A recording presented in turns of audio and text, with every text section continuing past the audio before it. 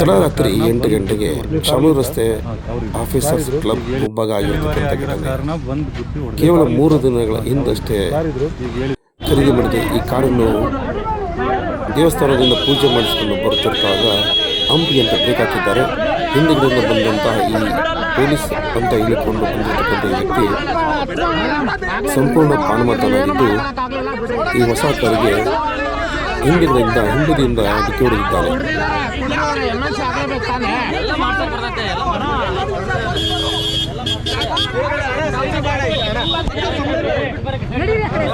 Criminal case ಆಗ್ಬೇಕು, ನನಗೆ ಇದಾಗಬೇಕು.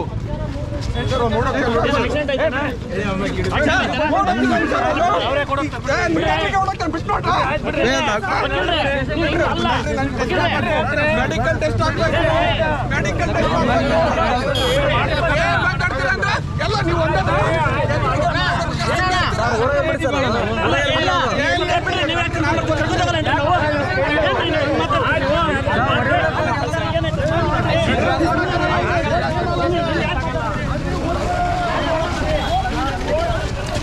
Sir first CG ಹಾಸ್ಪಿಟ್ಲಿಗೆ ಹೋಗಿ ನಾನು ಬರ್ತೇನೆ.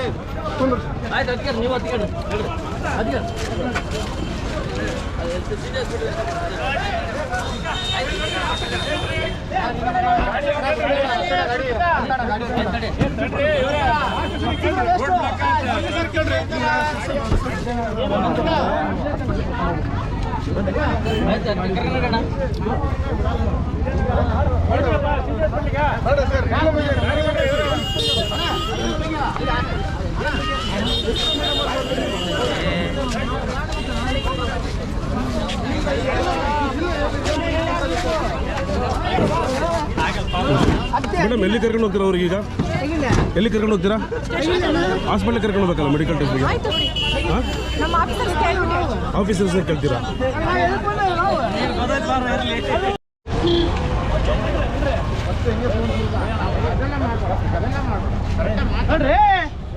ಏನಾಯ್ತು ಸರ್ ಇದು ಆಕ್ಸಿಡೆಂಟ್? ಅಣ್ಣ ಇವರು ಪೊಲೀಸ್ ಅಂತೆ, ಇಲ್ಲಿ ಹಂಸ ಐತಿ, ಜೋರ ಬಂದು ನಮ್ಮ ಗಾಡಿ ಹಿಂದಡಿಂದ ಹೊಡೆದಾನ. ಫುಲ್ ಕುಡ್ದು ವಾಸನೆ ನೋಡ್ರಿ ಹೆಂಗಿದೆ. ಕಾರಲ್ಲಿ ಎಷ್ಟು ಜನ ಇದ್ರಿ? ಕಾರಲ್ಲಿ ಎಷ್ಟು ಜನ ಇದ್ರಿ? ಕಾರಲ್ಲಿ 3 ಜನ 4 ಜನ ಐತಿ. ಕಾರಲ್ಲಿ ಇರೋ ಏನೋ ಕಾರಲ್ಲಿ ಇರೋರಿಗೆ ಒಬ್ರು ನೋಡ್ರಿ ಹೆಂಗ್ ನಾಟಕ ಮಾಡಕತ್ತಾನೆ. ಇದು ಮಾಡ್ರಣ್ಣ ವಿಡಿಯೋನ. ಪೊಲೀಸರು ಕಾಲ್ ಮಾಡಿದ್ದೀರಾ? ಕಾಲ್ ಮಾಡಿದ್ರೆ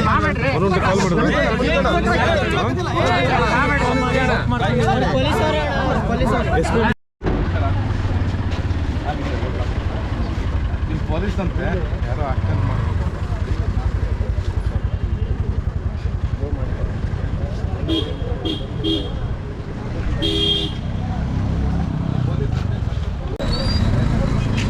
ಸರ್ ಯಾಕೆ ಸರ್ ಗಾಡಿ ಗಡ್ಡ ಕೂತಿದ್ರು ಪೊಲೀಸ್ನವರು ಎಣ್ಣೆ ಹೊಡ್ಕೊಂಬಂದು ನಾವು ಹೋಗ್ತಾ ಇರೋ ಗಾಡಿಗೆ ಹಿಂದ್ಗಡೆಯಿಂದ ಗುದ್ದಿದ್ದಾರೆ ಸರ್. ಸರ್ ಗಾಡಿಲಿರೋರ್ಗೆ ಏನಾದ್ರು ಆಗಿದೆಯಾ? ಗಾಡಿನವ್ರಿಗೆ ಸ್ವಲ್ಪ ತಲೆ ನೋವಾಗಿದೆ.